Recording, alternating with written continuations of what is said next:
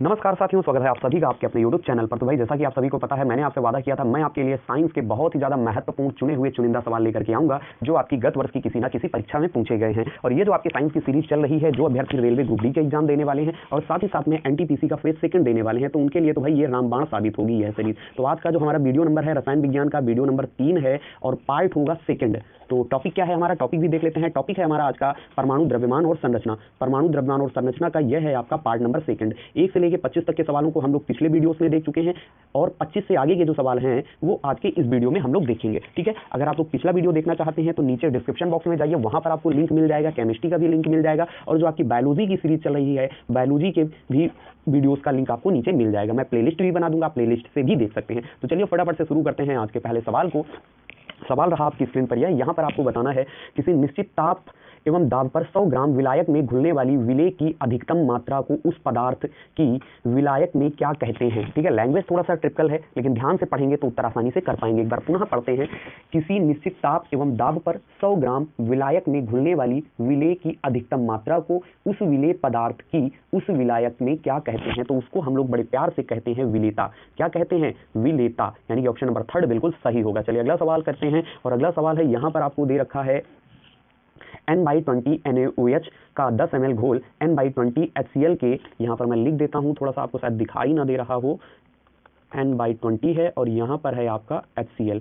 N/20 NaOH के 10 ml घोल तथा N/20 HCl के 20 ml घोल को मिश्रित किया जाता है। परिणामी घोल क्या नहीं करेगा? अगर NaOH और HCl दोनों के घोल को मिश्रित किया जाता है तो जो आपका परिणामी घोल होगा वह क्या नहीं करेगा?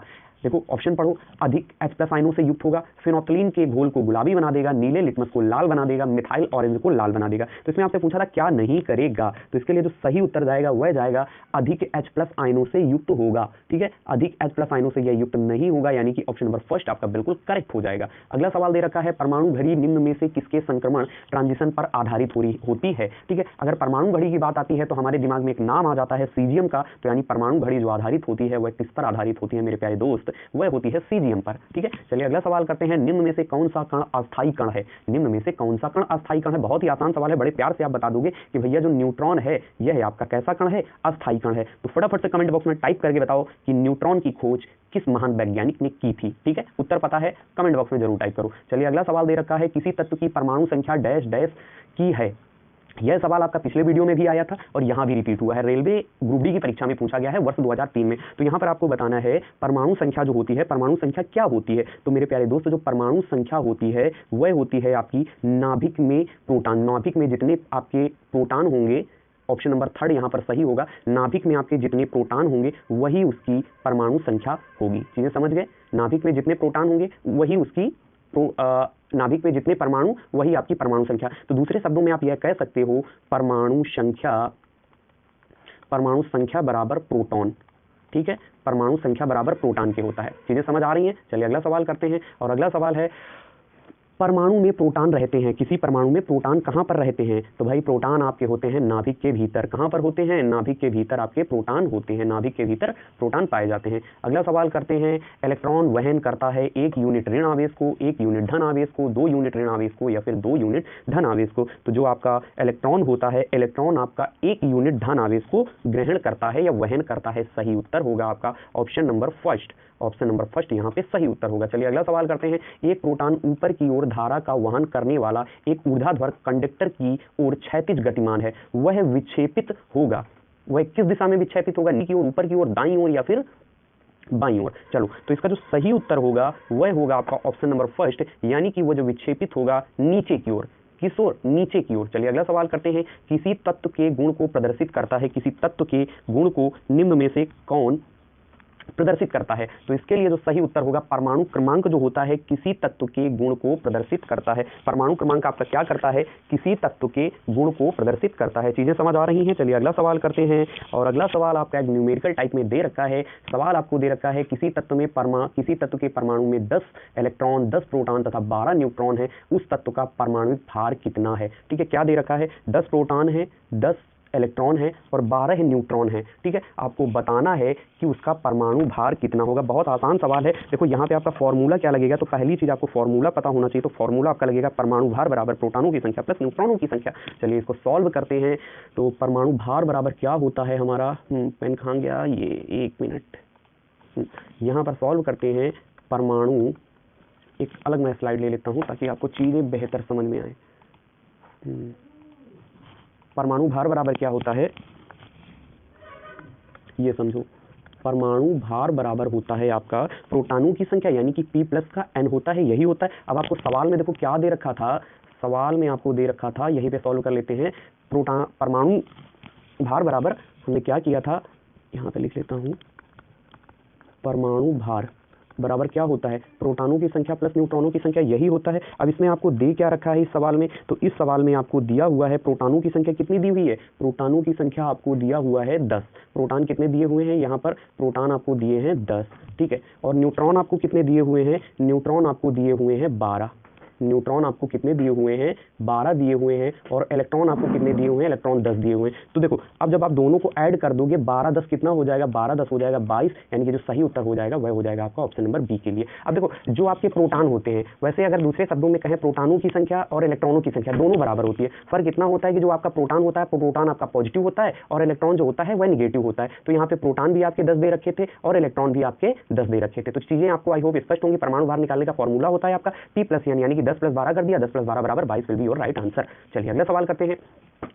अगला सवाल आपको दे रखा है, किसी तत्व के परमाणुविक भार को निम्न में से किसमें व्यक्त किया जाता है। कोई भी तत्व है उसका जो परमाणुविक भार होगा उसको किसमें व्यक्त करेंगे। पिछले वीडियो में भी मैंने ये सवाल कराया था, इस वीडियो में फिर से रिपीट हो गया, कोई दिक्कत नहीं। अगर आपने पिछला वीडियो देखा होगा तो उत्तर आप बता पाओगे, वरना कोई बात नहीं। तो चलिए कोई बात नहीं, इसका उत्तर आप लोग फटाफट से कमेंट बॉक्स में जरूर टाइप करके बताइए इसका सही उत्तर क्या होगा। परमाणुविक भार को निम्न में से किसमें व्यक्त किया जाता है, ग्राम में, मिलीग्राम में, किलोग्राम में या फिर AMU में। चलिए अगला सवाल करते हैं। यहाँ पर आपको बताना है निम्न में से 20 न्यूट्रॉन 18 इलेक्ट्रॉन वाला कण निम्न में से कौन सा है जिसमें आपके 20 न्यूट्रॉन हो और 18 इलेक्ट्रॉन हो। तो देखो चलो सॉल्व करते हैं। फॉर्मूला हमारा वही होगा, प्रोटॉनों की संख्या बराबर, चलिए फॉर्मूला लगाते हैं। फॉर्मूला हमारा क्या लग जाएगा, परमाणु भार बराबर P प्लस का N। 1 मिनट, पेन कहाँ गया, इसको इरेज कर लेता हूँ सबको, तब चीजें ज्यादा अच्छे समझ में आएंगी। परमाणु भार क्या पूछा है, परमाणु भार बराबर होता है आपका P प्लस का N, यानी कि प्रोटॉनों की संख्या और न्यूट्रॉनों की संख्या। अब यहाँ पे आपको क्या दे रखा है, न्यूट्रॉन आपको दे रखे हैं, न्यूट्रॉन आपको दे रखा है 20 और इलेक्ट्रॉन आपको कितना दे रखा है, इलेक्ट्रॉन आपको दे रखा है 18। और अभी अभी मैंने आपको बताया था मेरे प्यारे दोस्त, जो इलेक्ट्रॉन होता है वह प्रोटॉन के बराबर होता है। फर्क कितना होता है कि प्रोटॉन जो होता है ये आपका पॉजिटिव होता है और इलेक्ट्रॉन जो होता है ये निगेटिव होता है। तो दोनों को जब आप ऐड कर दोगे 20 + 18, 20 + 18 कितना हो गया, 20 + 18 हो गया 38, यानी कि 20 + 18 जब हमने दोनों को ऐड किया तो यह हो गया 38। तो इसका सही उत्तर क्या हो जाएगा, सही उत्तर हो जाएगा ऑप्शन नंबर सेकंड।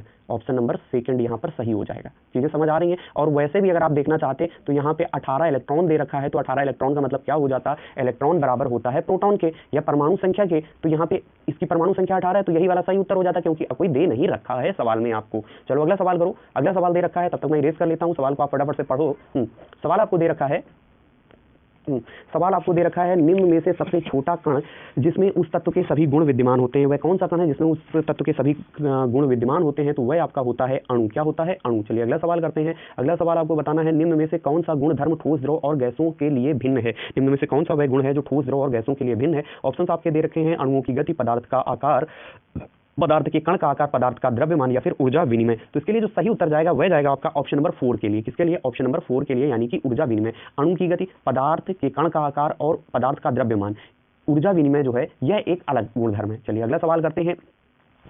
सवाल नंबर है 39, पूछा गया है RRB मुंबई ग्रुप डी की परीक्षा में। सवाल क्या दे रखा है, पदार्थ का सबसे छोटा कण जिस स्वतंत्र अस्तित्व और मूल पदार्थ के गुण धर्म को धारण किए रहता है कहलाता है। तो बहुत ही आसान उत्तर है, इसका सही उत्तर हो जाएगा आपका अणु। क्या हो जाएगा, अणु। अणु सही उत्तर हो जाएगा। अगला सवाल एक आपको न्यूमेरिकल टाइप में दे रखा है, किसी परमाणु के प्रोटॉन, किसी परमाणु के 19 प्रोटॉन है, यानी P बराबर आपको कितना दे रखा है, 19 दे रखा है, और 20 न्यूट्रॉन है, यानी कि N की संख्या कितनी दे रखी है, 20। बहुत ही आसान सवाल है, दोनों को ऐड कर दो, आंसर तुम्हारा हो जाएगा 39। ठीक है, तो 39 कहाँ दे रखा है, ऑप्शन नंबर 4 में। चलो अगला सवाल करो। अगला सवाल आपको बताना है उज्जन। उज्जन का मतलब क्या होता है, हाइड्रोजन। हाइड्रोजन जो है आपका हाइड्रोजन की न्यूट्रॉन संख्या क्या है? हाइड्रोजन की न्यूट्रॉन संख्या क्या है? तो बहुत आसान उत्तर, सरल भाषा में बता दिया, हाइड्रोजन की न्यूट्रॉन संख्या है 1। कितनी है? 1। अगला सवाल करो, असत्य कथन की पहचान करनी है। इनमें से बताना है कौन सा स्टेटमेंट पूर्ण रूप से गलत है। देखो क्या दे रखा है, 1 मोल अर्थात 6.023 × 10⁻23 कण मोलर द्रव्यमान एक अणु का द्रव्यमान है। तो यही वाला जो स्टेटमेंट है आपका गलत हो जाएगा। मोलर द्रव्यमान जो है एक अणु का द्रव्यमान नहीं होता। चलिए अगला सवाल करते हैं, नाभिकीय रिएक्टर में भारी जल का प्रयोग किस रूप में किया जाता है? जो नाभिकीय रिएक्टर होता है, नाभिकीय रिएक्टर में भारी जल का प्रयोग किस रूप में किया जाता है? ऑप्शन आपको दे रखे हैं, मंदक के रूप में, शीतलक के रूप में, परिरक्षक के रूप में या फिर नियंत्रक के रूप में। तो इसका जो सही उत्तर जाएगा, नाभिकीय रिएक्टर में जो आपका भारी जल होता है, भारी जल का प्रयोग किया जाता है मंदक के रूप में। किसके रूप में? मंदक के रूप में भारी जल का प्रयोग किया जाता है। नाभिकीय रिएक्टर से कुछ और जुड़े सवाल मैं आपको यहाँ पे कंफर्म कर देता हूँ। मंदक के रूप में देखो नाभिकीय रिएक्टर में क्या क्या चीजें प्रयोग की जाती हैं, यहाँ पे लिख देता हूँ। मंदक के रूप में नाभिकीय रिएक्टर में जो जो चीजें प्रयोग की जाती हैं, ग्रेफाइड आता है आपका, ग्रेफाइड, भारी जल, ठीक है। भारी जल के बाद आपका साधारण जल भी यहाँ पर आपका मंदक के रूप में प्रयोग किया जाता है। ग्रेफाइड, भारी जल, साधारण जल, है ना। और इसके बाद में शीतलक के रूप में जो यहाँ पर प्रयोग किया जाता है, शीतलक के रूप में, शीतलक के रूप में प्रयोग किया जाता है आपका सोडियम यानी कि Na, पोटेशियम, ठीक है। और द्रवित मिश्र धातु, क्या? द्रवित मिश्र धातु, द्रवित मिश्र धातु, यह जो चीजें हैं यह शीतलक के रूप में प्रयोग की जाती हैं। ईंधन की अगर बात करें, ईंधन के रूप में इसमें प्रयोग किया जाता है आपका यूरेनियम और प्लूटोनियम। क्या क्या? यूरेनियम और प्लूटोनियम।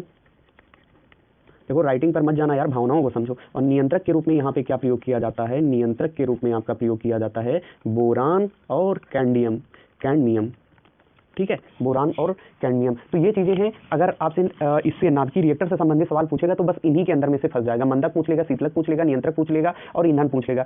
एक और पूछ लेता है, नाभिकीय रिएक्टर के विनिर्माण में कौन सहायक होता है? तो नाभिकीय रिएक्टर के विनिर्माण में जो होता है, विनिर्माण में आपका सहायक होता है जर्कोनियम। नाभिकीय रिएक्टर के विनिर्माण में जर्कोनियम सहायक होता है। चीजें समझ गए? मंदक के रूप में आपसे पूछेगा तो आप बड़े प्यार से बता दोगे ग्रेफाइट का प्रयोग करते हैं, भारी जल का प्रयोग करते हैं और साधारण जल का प्रयोग करते हैं। शीतलक की बात करेगा तो आप बता दोगे सोडियम का प्रयोग करते हैं, पोटेशियम का प्रयोग करते हैं और द्रवित मिश्र धातु का प्रयोग करते हैं। ईंधन की अगर बात करेगा तो आप बड़े प्यार से कह दोगे कि भैया यूरेनियम का प्रयोग करते हैं और प्लूटोनियम का प्रयोग करते हैं। नियंत्रक की बात करेगा तो आप कह दोगे बोरान की छड़ें और कैडमियम की छड़ें। और अगर विनिर्माण की बात करें तो आप बता दोगे जर्कोनियम का प्रयोग करते हैं। और अगर परमाणु घड़ी की बात करें तो आप बड़े प्यार से बता दोगे सीजियम। क्या? सीजियम, ठीक है। परमाणु से रिलेटेड सारे के सारे सवाल आई होप यहाँ पे आपको क्लियर हो गए होंगे। इरेज करूँ, काफी ज्यादा लिख गया। जल्दी से हो जा भाई, ये बस हो गया आपका पूरा सफा। चलो अगला सवाल करते हैं और अगला सवाल नंबर है आपका 47। ये न्यूमेरिकल आपको दे रखा है, इसमें आपको बताना है 44 नंबर है। यहाँ पर आपको एक न्यूमेरिकल टाइप का दे रखा है। देखो क्या दिया हुआ है न्यूमेरिकल, आपको न्यूमेरिकल दिया हुआ है किसी तत्व के परमाणु का परमाणु क्रमांक 17 कितना है? परमाणु क्रमांक है आपका 17 है। परमाणु क्रमांक आपका कितना दे रखा है? परमाणु क्रमांक यहाँ पे लिख लेता हूँ, परमाणु क्रमांक कितना दे रखा है? 17 दे रखा है। द्रव्यमान संख्या आपको कितनी दे रखी है? द्रव्यमान संख्या आपको दे रखी है, द्रव्यमान संख्या दे रखी है भाई 36। पूछा क्या है उसमें? न्यूट्रॉनों की संख्या आपको बतानी है। न्यूट्रॉनों की संख्या ही तो आपको बतानी है। तो न्यूट्रॉनों की संख्या के लिए फॉर्मूला क्या होता है आपका? द्रव्यमान संख्या माइनस का प्रोटॉन, यही तो होता है। न्यूट्रॉन आप ऐसे नहीं निकाल सकते। या फिर जो मैंने आपको फॉर्मूला बताया था, चलो न्यूट्रॉनों की संख्या, न्यूट्रॉनों की माइनस करना है यार। देखो 36 में 17 माइनस कर दोगे, सीधा सा उत्तर आ जाएगा। 36 में 17 माइनस करोगे आपका 19 आ जाएगा। 19 यहाँ पे सही उत्तर हो जाएगा। फॉर्मूला आपका यही लगेगा जो मैंने आपको पहले बताया था, यानी कि द्रव्यमान संख्या बराबर P प्लस का n। चाहे तो फॉर्मूले में रख लो, रख ही लो यार, काहे के लिए एक सवाल के लिए वो करोगे। 1 मिनट रुको। वैसे आसान सवाल है, इनमें ज़्यादा देखते ही उत्तर आ जाना चाहिए। द्रव्यमान संख्या बराबर मैंने क्या बताया था? द्रव्यमान संख्या बराबर यही तो बताया था P प्लस का n होता है। अब यहाँ पे देखो तुम्हें क्या दे रखा है? परमाणु क्रमांक। परमाणु क्रमांक का मतलब क्या हो गया? प्रोटॉनों की संख्या, इलेक्ट्रॉनों की संख्या। बार बार मैं रिपीट कर रहा हूँ, परमाणु क्रमांक, यानी कि परमाणु क्रमांक बराबर होता है आपका, परमाणु क्रमांक बराबर होता है प्रोटॉनों की संख्या और इलेक्ट्रॉनों की संख्या। फर्क इतना होता है कि जो इलेक्ट्रॉन होगा वो आपका निगेटिव होगा, प्रोटॉन होगा आपका पॉजिटिव होगा। अगर यहाँ पे मान लो तो जहाँ पे परमाणु क्रमांक दिया हुआ है, यहाँ पे आपको दे देता है इलेक्ट्रॉनों की संख्या, तो क्या आप नहीं निकाल पाते? निकाल लेते, क्योंकि भाई प्रोटॉन जो है, इलेक्ट्रॉन जो है वो प्रोटॉनों की संख्या के बराबर होते हैं। तो यहाँ पे प्रोटॉन आपकी कितने दे रखे हैं? 17 दे रखे हैं। द्रव्यमान संख्या आपकी कितनी दे रखी है? 36 दे रखी है। अब भाई ये 36, ये 17 इधर आएगा, 36 में 17 माइनस करोगे तो आंसर कितना आ जाएगा भाई? जाहिर सी बात है 19 आ जाएगा। सीधा सा उत्तर है, ऑप्शन नंबर सेकंड तुम्हारा सही हो जाएगा। चलो आगे अगला सवाल करो। अगला सवाल क्या दे रखा है? अगला सवाल दे रखा है, न्यूक्लियर रिएक्टर में भारी पानी का प्रयोग किस रूप में किया जाता है? न्यूक्लियर रिएक्टर में भारी पानी का प्रयोग किस लिए किया जाता है? शीतलक के रूप में, ईंधन के रूप में, नियामक के रूप में या परमाणुिक भंजन के रूप में? अब तो यार गलत हो गया। अभी मैंने पिछले सवाल में आपको बताया था कि भारी जल जो होता है वो मंदक के रूप में प्रयोग किया जाता है, लेकिन मंदक तो यहाँ पे ऑप्शन दिया नहीं है। कोई बात नहीं है यार, मंदक नहीं दिया हुआ है तो शीतलक तो दिया हुआ है, उसके नियरेस्ट वाला ऑप्शन जाएगा, यानी कि सही उत्तर हो जाएगा आपका शीतलक के रूप में प्रयोग किया जाता है। अगर मंदक और शीतलक दोनों होता तो फिर इसका सही उत्तर हो जाता मंदक। चलो अगला सवाल करते हैं। यहाँ पर आपको बताना है किसी परमाणु का रासायनिक व्यवहार निर्भर करता है। तो किसी भी परमाणु का जो रासायनिक व्यवहार निर्भर करता है वह निर्भर करता है न्यूक्लियस के इर्द गिर्द घूम रहे इलेक्ट्रॉनों की संख्या पर। निर्भर करता है न्यूक्लियस के इर्द गिर्द घूम रहे इलेक्ट्रॉनों की संख्या पर। चलिए अगला सवाल करते हैं। यहाँ पे आपको बताना है यूरेनियम विखंडन की सतत प्रक्रिया को जारी रखने के लिए किस कण की आवश्यकता होती है? यूरेनियम विखंडन प्रक्रिया को जारी रखने के लिए किस कण की आवश्यकता होती है? तो वह है आपका न्यूट्रॉन। चीजें समझ आ रही हैं? चलिए अगला सवाल करते हैं। बहुत ही आसान सवाल है। किसी तत्व को दूसरे तत्व में बदलने का प्रक्रम क्या कहलाता है? मान लो आप कुछ लेकर के आए मार्केट से, जैसे ऐसे समझो मार्केट से तुम नमक लेकर के आए और नमक बदल के तुम्हारा चीनी हो गया, तो यह प्रक्रिया क्या कहलाएगी? तो मेरे प्यारे दोस्त, यह प्रक्रिया आपकी कहलाती है रेडियो क्षय। ठीक है, क्या कहलाती है? रेडियो एक्टिवता या रेडियो क्षय। ठीक है, अब एक सवाल यहाँ पे और बनता है कि जो आपके रेडियोधर्मी पदार्थ होते हैं इनको किस धातु के पात्र में रखते हैं कि इनका क्षरण ना हो, है ना, इनका क्षरण ना हो, इसके कारण इन्हें किस धातु के पात्र में रखते हैं? तो इसका उत्तर पता है तो फटाफट से हमेशा की तरह कमेंट बॉक्स में टाइप करके बताओ। अब इसको ऐसे समझो जैसे आपका रेडियम है, ठीक है, रेडियम को अगर आप रख दो खुले में तो जो रेडियम है, रेडियो आपका रेडियम जो है क्षरित होकर के रेडान बना देता है, यानी कि जो आरे है आपका, यहाँ पे लिखता हूँ, जो आरे है आपका यह क्षरित होके क्या बना देता है? आर्यन बना देता है ना। तो ये जो गुण होता है, मतलब ये जो रेडियम है, रेडियम अपनी मूल अवस्था में बना रहे, इसको इसके लिए किस पात्र में रखा जाएगा? उत्तर इसका आपको कमेंट बॉक्स में बताना है। आज का अंतिम सवाल है आपका, बताना है किसी तत्व की परमाणु संख्या निम्नलिखित में से किसकी संख्या के बराबर होती है? बार बार सवाल कर रहे हैं p प्लस का n, तो यहाँ पर जो सही उत्तर जाएगा वह जाएगा नाभिक में उपस्थित प्रोटॉनों की संख्या के बराबर। नाभिक में उपस्थित प्रोटॉनों की संख्या के बराबर। भाई हम लोग यही तो क्या पूछा है, किसी तत्व में परमाणु संख्या निम्नलिखित में किस संख्या के बराबर होती है? तो हम लोग क्या कर रहे थे अभी? परमाणु संख्या बराबर p प्लस का n ही तो कर रहे थे, यानी प्रोटॉनों की संख्या न्यूट्रॉनों की संख्या, है ना। तो प्रोटॉनों की संख्या के बराबर होता है। ऑप्शन नंबर सेकंड यहाँ पर आपका बिल्कुल सही होगा। चलो चीजें आपको अगर समझ में आई हैं, वीडियो अच्छा लगा है तो वीडियो को जरूर लाइक कीजिएगा, चैनल को सब्सक्राइब कीजिएगा। इसका अगला पार्ट जो है वो आपको कल मिल जाएगा। प्लेलिस्ट आपको बना दी जाएगी और नीचे इसके जो वीडियोस के सारे लिंक है नीचे डिस्क्रिप्शन बॉक्स में दे दिए जाएंगे। और ये जितने भी सवाल मैं करा रहा हूँ ये सारे के सारे आपके लिए बहुत ही ज्यादा महत्वपूर्ण साबित होने वाले हैं। तो आज के इस वीडियो सेगमेंट में आपने कितना स्कोर किया फटाफट से कमेंट बॉक्स में जरूर टाइप करके बताओ कि आज का जो आपका स्कोर रहा वह कितना रहा। तो चलिए आज का वीडियो यहीं पे समाप्त करते हैं। मुझे आशा है कि आपने अच्छा ही स्कोर किया होगा। और जो लोग रेलवे की तैयारी कर रहे हैं, भाई रेलवे वाले तो इस वीडियो सीरीज को बिल्कुल ही हल्के में मत ले, क्योंकि आप जितने भी सवाल देख रहे हो कहीं ना कहीं किसी न किसी परीक्षा में पूछे ही गए। कोई रेलवे ग्रुप डी में पूछा गया है, तो कोई एनटीपीसी में पूछा गया, तो कोई आपका जेई में पूछा गया, तो कोई आपका एसएससी में पूछा गया। तो इस लिहाज से ये सारे के सारे सवाल आपके लिए बहुत ही ज्यादा महत्वपूर्ण है। तो आज का वीडियो सेगमेंट में यहीं पे समाप्त करता हूँ। Thanks for watching me, have study, have a nice day, goodbye, thank you.